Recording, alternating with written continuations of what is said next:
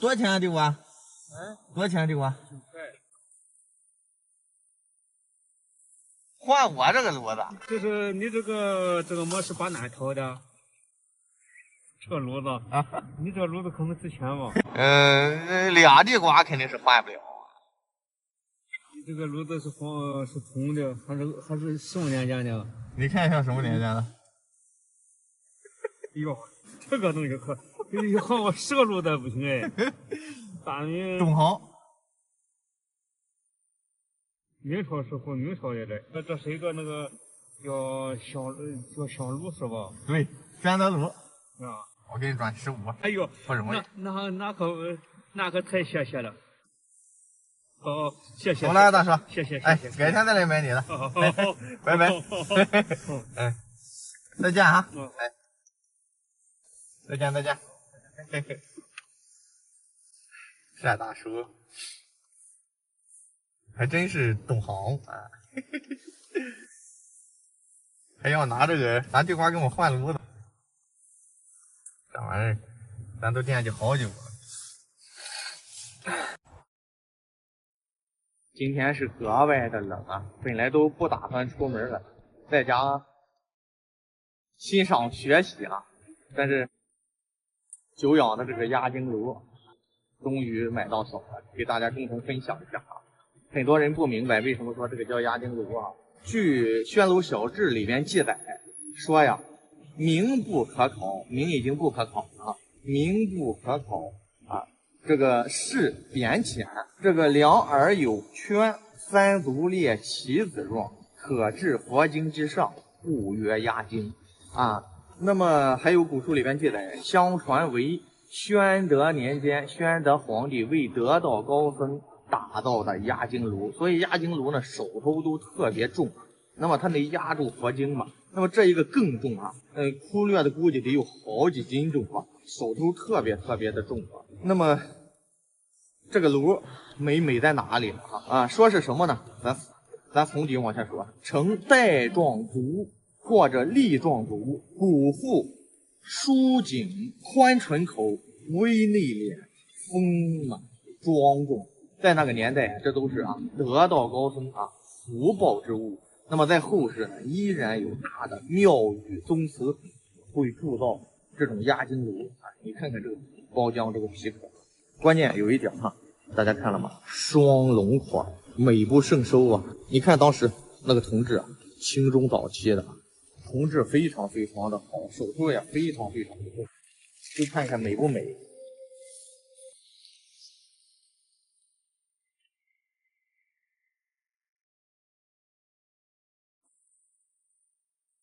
我们鉴定一个炉子的时候，主要是内堂一定要干爽内堂一定是干爽的，油腻的大多不对，因为它经历几百年的这种火的这种淬炼，已经非常干爽。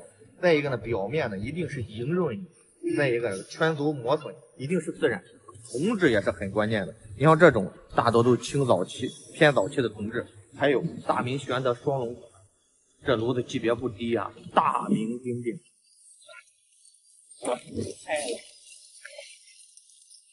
没有办法呀，就是小。这是我这些年珍藏的一部分。王世襄他老人家就曾说：“炉之美在于金光内含，静而不宣，沾沾木木，玉毫金粒之色，隐于肤里之间。若以冰绡之尘，夜光晶莹映彻，回非他物可以比方也。实则身在茅庐，无需跋涉双足之劳，而心驰千里，香火延年不绝也。静心明者，宣无去路，在人间万境之神。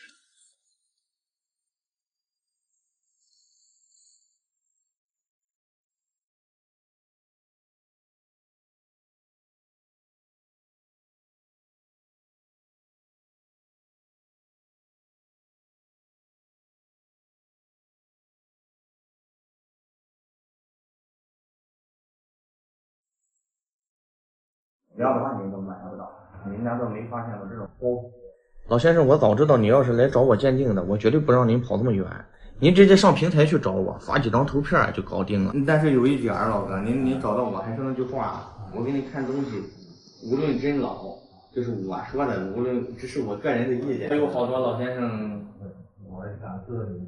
您想想，您从加拿大回到北京，再到我这里来，一定是有一说一，有二说二。我在看的电视上你都有一说一。你怎么看这个玉璧？这个玉璧的，最早年份是哪的？您觉得是什么时候的？都很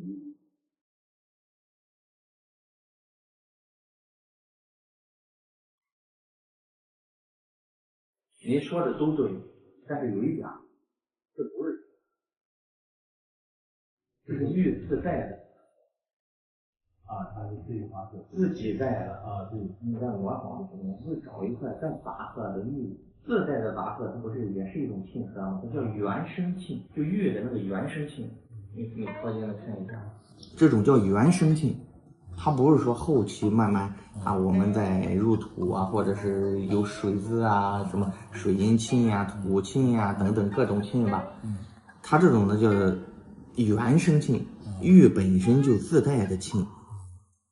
所以说呢，它不是说你说这个沁看着很自然，它当然自然了，它本身就带了，千百万年来，它在那个就是它没被开采的时候，它就已经有沁色了，它会选这么一块料子，然后呢再去进行琢磨。第一，您说这个光气已经很柔和了，确实是可能有人都盘过一段时间了，就是说我看不好的地方，第一，它这个边缘咱说的有点肉。圆滚滚的有点肉，古人造的玉璧一定是很细腻的。这种细腻是因为他那个时候工具原因造成的，它会很干脆。古人的脑子里头有，它不是跟我们现在照着那块玉一点一点的去弄。古人是胸有丘壑的这心中知道怎么去做。第一呢不够犀利，第二呢咱看这个内部，这内部这个孔这个孔道，这个痕迹也不对。快速工具，它不会很老，因为老的这个里边的话，它会呈现的那种管状的痕迹。再一个呢，这个边缘呢也有点这个肉，咱说的肉就是不够犀利。咱们老想着现在电动工具会不会很犀利？恰相反，电动工具雕出来的给人很绵软。再一个呢，咱看上面这字这字全都是机器雕出来的。都是现在就是说沙坨一体的东西磨出来的，就是你知道现在有个小电钻吗？小电钻上边会带着那种就是合金的小颗粒，那叫沙坨一体磨出来的。古人的话呢是，有句话叫什么呢？君子如玉，如切如磋，如琢如磨，一边切一边搓，一边琢一边磨。一块好的玉璧在古代可能都能达到2、3年之久，现在制作一块玉璧，用心的去做，也用不了个10天8天就做完了。简单的像这种可能1上午就给你做出来了，并不像古玉那种真正的那种光气，它是截然不一样的。因为有的时候这个东西必须要微观的去看，就是说这是字体内部都是崩塌不断，这个就是说根本就没有古代说一点一点的加上解玉砂，拿那个这个咱说的这个脱锯磨，而是这个直接到底的话，玉呢比较硬，两边就出现崩塌，而且呢阴刻线内部呢没有砂质感全部都是说直接一下到底的他刻这么多字，这个人也挺费劲的也用了点心思，但是呢工艺是完全不一样的。我这么一说，您可能就明白了。我觉得这个您买的应该不是特别贵，单独买。带着文字的200万您都买不到。您难道没发现吗？这种都是仿的高古玉，这么远来的，别到时候呢，就是说吃一肚子气回去了，我心里于心不忍。怎么去？不会去这行大为早，关键是您这么远来的，我这车怎么200块钱？是，您这么一说我就放心了。我怕您花2万，甚至您知道有的好友为了一块玉，能花好几万，10好几万，你能接受得了吗？这个都要2万，哎呀，这个，看着我，看着我。这个我们主要是经营老货，新货是也有少。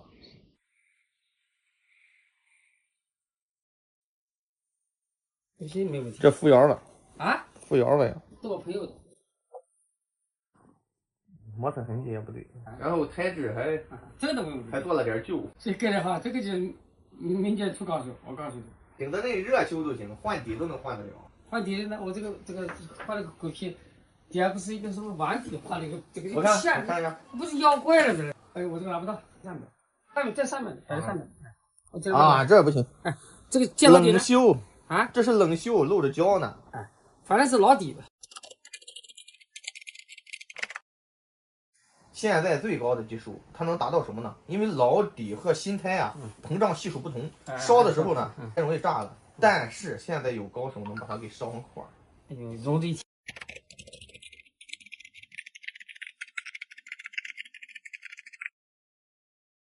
绝对看不出来。哦，它这个得接上去了。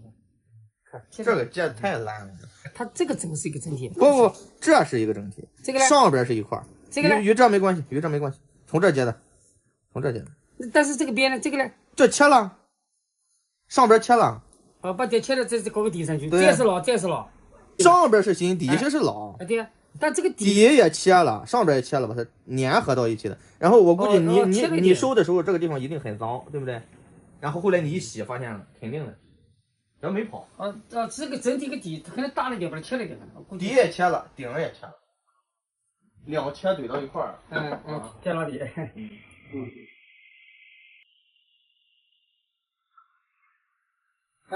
欧阳喂，对，欧阳。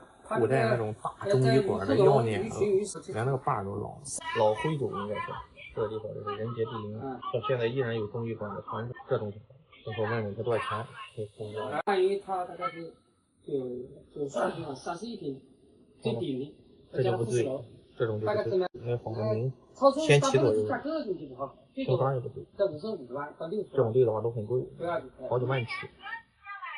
这是底太深了，兔子也不好画，看着挺细吧，实则非常呆吧啊，拘谨不洒脱，就是过于工整的那种感受，过于工整。还有这个口，这个口也做的不对，可能早期做的不是很好。欧阳，你可以打不反话呗，也不能看出他拿到做不了。这东西也不行，这对的话，长期口底胎做的太过于尖锐。然后做刀痕，青花呢非常的污浊，画工呢没有力度。康熙那时候力度钢筋铁骨一般，这不行。然后这上面看着很脏很旧，这都是做旧啊，做旧。这人物你看，明显比例失调，现代开始过于谄媚啊。这上面这刷的这个做的类似火是红啊，但这油腻过于均匀，没有过度。东西一眼这时间出来以来，路过好多地方，也是陆陆续续收了一些东西。但是我的每件东西都是百里挑一，千里挑一。因为什么？很多时候就说东西又便宜，你看画的又好，那东西不对。你看那个东西吧，又老，画的又好，价格天价买不了。你看那东西又老，价格又合适，画的太差，就是落分太低，做工太差，不值得收藏，那就得百里挑一，千里挑一。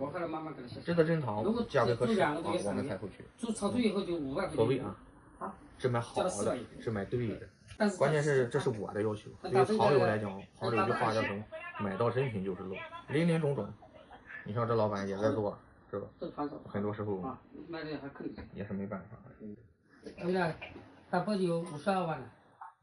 你看这种的，一眼就是明代啊，空白漆是什么？正统景泰天顺啊。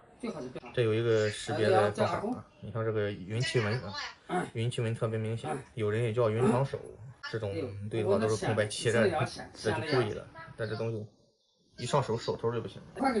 这是所谓的云旗纹啊，正统景泰天顺，朱祁镇、朱祁钰、朱祁镇，正统和天顺是一个皇帝。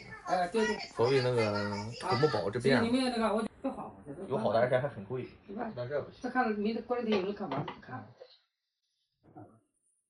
这个一对，这个一起给你，这是一套，8块钱，我讲，真的不让你考虑，我开的高一不行，这开玩笑，简直是真的，我就是这快拿着8块钱，看不掉。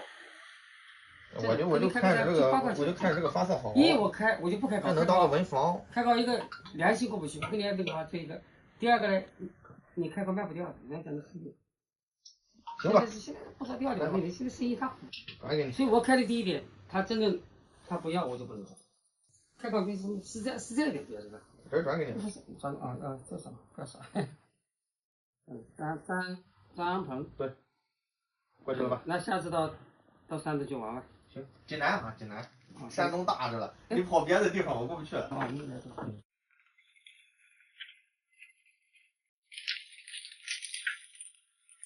好，这里。等一下啊，这是可以。这样我们就不会。好的，感谢。好了，走了，老板。哎，拜拜。好，再见。慢走啊。别看这个东西，给大家讲。别看这个东西啊，为什么非得想？其实古代制作这个东西的难度并不低，关键呢还有一个研磨棒，瓷的，一般很少有这个。我说难在哪里啊？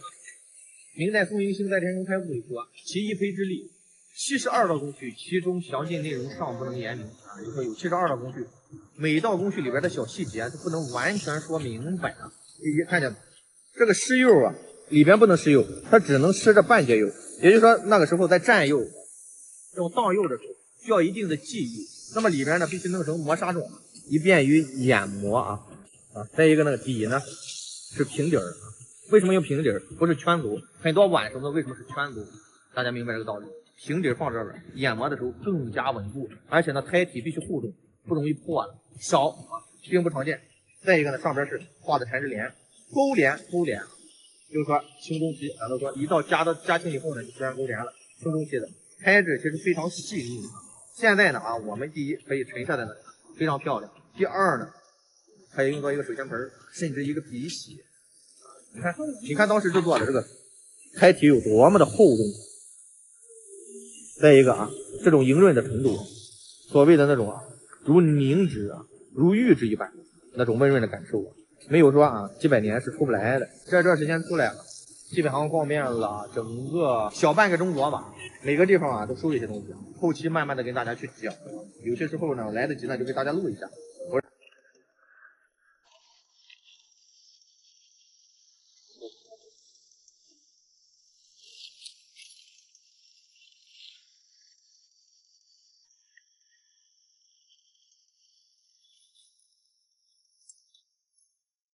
你卖多钱的了？那就往5吧。哎，你多钱收的我都知道啊！你多钱收的我都知道。我就能赚的，我赚对吧？我赚好几天了。这碗你可收着了。你总共这样吧，这些我给你1万块钱。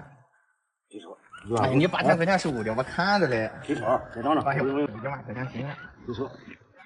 不少了。最少1万最少。哎呦，你这一转收2000，你这一转收2000块钱。最少。一转收2000块钱都收了还不行吗？对，涨涨。1万2了。这不懂吗？1万2了，知道吧？我得赚2万。谁家？收，我收。哦，收就1万2，咱们就花人，不花人不行，跑好几天了。我收就收，花1万1。你8000块钱收的，你看那玩意儿，你才给人120块钱好像是。120块钱，这个玩意都是好东西，都是细的。总共8000块钱。你别管是细的还是什么的，反正你给人就是。你管定不行。加2000块钱还不行吗？可以了。跑好几天了。我一进门我就看你点了，我就没进去。我要进去，你想想你还能收不？是吧？我去了。行吧，1万块钱。我要去说的是。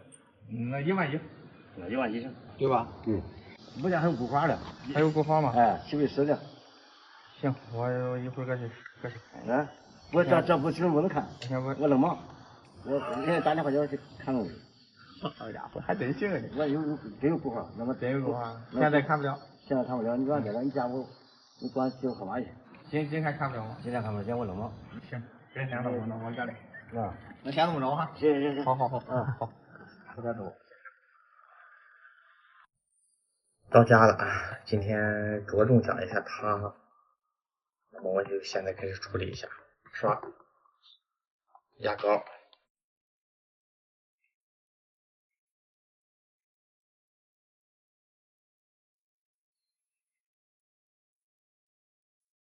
大家看到了吗？终于把它清理完了。但是呢，我没有进一步清理啊，那样的话没有把它完全去掉了，就没有遗失厚重款了啊，这树藤的包浆。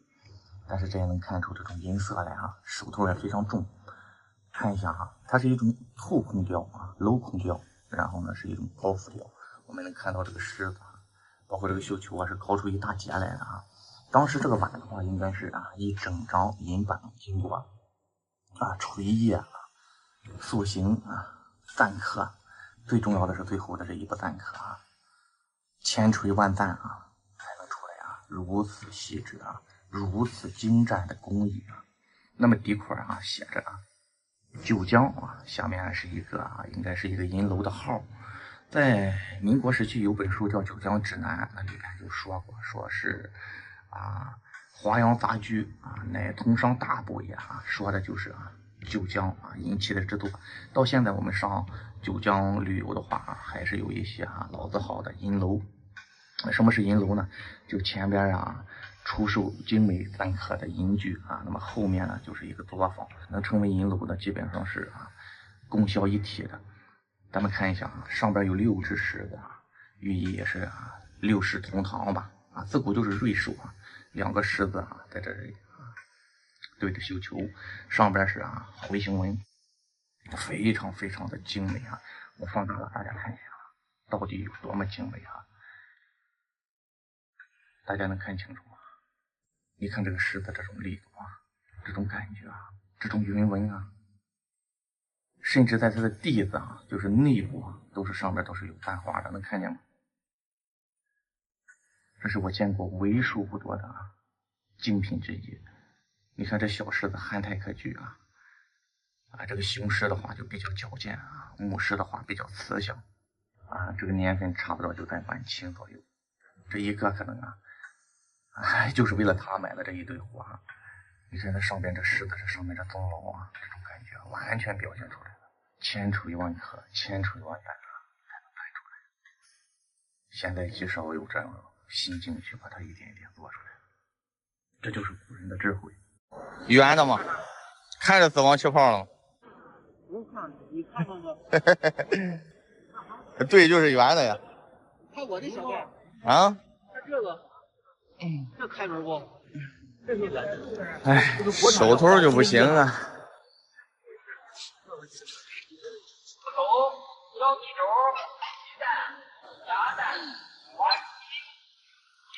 这个多少钱啊？100块钱。就值这个价。给150。对，100块钱。给你。谢谢。转100块钱。有一个大一点的，你喜欢吗？我就要这个，小好玩。过去了啊。哎，有人可能就说啊，你买这个小罐古董，怎么着也得几百上千吧？啊，你怎么能这么便宜就能买到呢？这个就得靠眼力了啊！别着急，大家跟我慢慢的看，看完以后啊，会有很大的收获。差不多大。这个多少钱？那个1600。1600啊？诚心拿，你看吧，买2只凑个对儿。1400吧，拿着了。给转钱，1400，过去了是吧？过来。行，你不用包了，我直接提溜着。就是这2个罐子。刚才还有个哥们说，小哥你是不是傻？还有一哥们一直跟着我看啊，说这个你100块钱买，这个你1400买，差的太大了，你怎么还买呢？那这个是新的，那这个是老的，那我跟大家慢慢的去讲啊。其实有些时候我们去说呀说，新的东西有火气贼光，那么老的东西啊有宝光啊，因为它经过时间啊荏苒了以后啊，宝光内敛，说这种叫贼光。其实呢这是一种玄学哈，就是说刚刚入行啊或者似是而非的啊，不要看这个，因为你看不了啊，因为有的成色特别好，就会把宝光当成贼光。但是我教大家几个鉴别的点啊，来看一下哈。这个咱从画风上去看的话，感觉好像挺烂似的啊，釉面啊还脏脏旧旧的，疙疙瘩瘩的。其实这个把水一泡的话，一清洗也是很干净的。咱看它的画工，非常的飘逸和自然，就感觉那时候的古人这功力都在里边。而且呢，你看这里边的线描的这种感觉啊，包括这个青花吃胎的这种感觉，记住啊，这种吃胎的感觉，都感觉这个青花都吃到胎里去了。只要带这种吃胎啊，咱目前可以鉴定为啊90%这个东西就比较靠谱啊。然后咱再看一下它的修足啊，修足啊极为流畅。咱说的流畅是什么？古人拿那个竹篾歘一下就旋出来了，而咱看一下现在没有对比就没有说话权，看见了吗？根本就不流畅，跳刀痕。他在画的时候没有古人那种流畅度，他用竹篾去划的时候，再跳叫跳刀痕。只要一带跳刀痕了，那这个东西就有假的可能了。而且呢，你看磁化程度也不一样，老的这个胎质啊，非常非常的细啊，新的啊反而还相对粗糙。再一个，你看老的这上边还有一些啊窑封，就窑里的窑裂，这个没有，为什么？一般这种都是按照电窑烧出来的，温度控制的很好。古人啊，温度控制并不这么容易啊，控制在1300多度。那么你想想，乾隆距今200多年了，那么我们1400块钱买个乾隆的古董，是不是一点都不贵？那为什么我100块钱非得买它呢？其实就是为了给大家啊对比一下。你看这个青花毫无层次感，层次感非常非常的差，感觉啊乌七八糟的一团在这儿，并不分离，而且里边的比例啊，感觉非常的柔弱。那你再看这一个啊，就特别特别的犀利。咱来看口，这个口啊是明显的做旧的口啊，明显做旧的口。那么这个是自然的脏旧，但是这个有时候很难区分什么是自然脏旧，什么是人为脏旧，这个需要长时间的去琢磨。再一个，它的修口明显能看到古人那种捕捉感的那种力度，而现在这个感觉特别的僵。这样一讲，大家就明白啊。所以说，为什么说啊，这个我只给他100块，因为我知道这个在景德镇批发啊就30-40块钱，再加上邮费乱七八糟，他再过来，他能开20块钱。如果再低了，他就不卖了。那么咱们给他留一点利润，这个买了100块钱也不亏，是不是？最起码是纯手绘的。那这个就不一样，这是乾隆的。咱们小茶叶段非常，你看吧，跟小哥学收藏、逛地摊还长知识。刚才看见了一个罐，那老板心气儿很高，那罐子特别好，五彩的啊，哎，寓意也是一流的，也就让好几个人过去了啊。你过去看看。有的时候老板卖东西就是个心气儿，问的人多了都不要了以后呢，也就基本上，比较合适的价格就能卖。要几万？大呀，这罐子是不小。你看这平时我们这常见的这种12的这种罐子，你放一块那不是一个档次，那这平时的我们这小罐子差了贵一点。树叶管，标准的光绪框康熙的那种树叶管。我跟你说，给你的价格都不低了，你老看着这个价卖不了。虽然你这东西好，你现在这便宜买不来货，现在你说现在价格多高了？实实在在的，实实在在的这都熟人，我不跟你多要。你这6000块钱，差不多。不行不行，你下来，你老那个啥，这个一口吃个胖子哪行啊？是吧？主要是这我来的高啊，对吧？现在买货都不好买，那都知道，对吧？你现在打差不大了，你得加，还得加，还不行？那你说多少钱？8000，行吧？我给你加一口，这6500。不行，6500差不多。你这样吧，啊，我也不跟你说别的了，7000，行吧？哎，7000太高了，够意思吧？你这拿不着，这行了，差不多就行了。你画的细，这又不是那种都出了好几回样了，这是，是吧？我这给的价格，行，便宜买不来货，你知道多难买货，主要看这比较好，大呀，没毛病，一点毛病没有。而且大呀，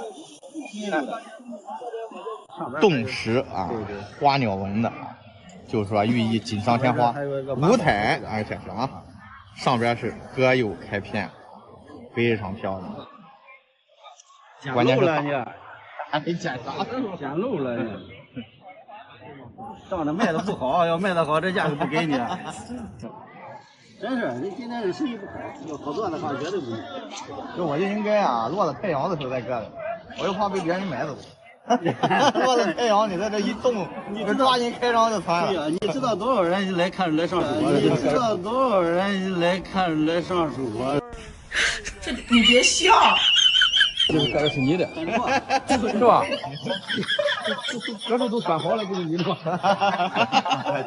这就是缘分。大这个东西不好找，那种你那个是一对儿，老师，你哪一个了？不好找，这一只能买来就不错了，还成对儿，那个别小。好，过来。给你抱好哈。好嘞，这东西大不好拿。好嘞，再见啊，老板。好，谢谢。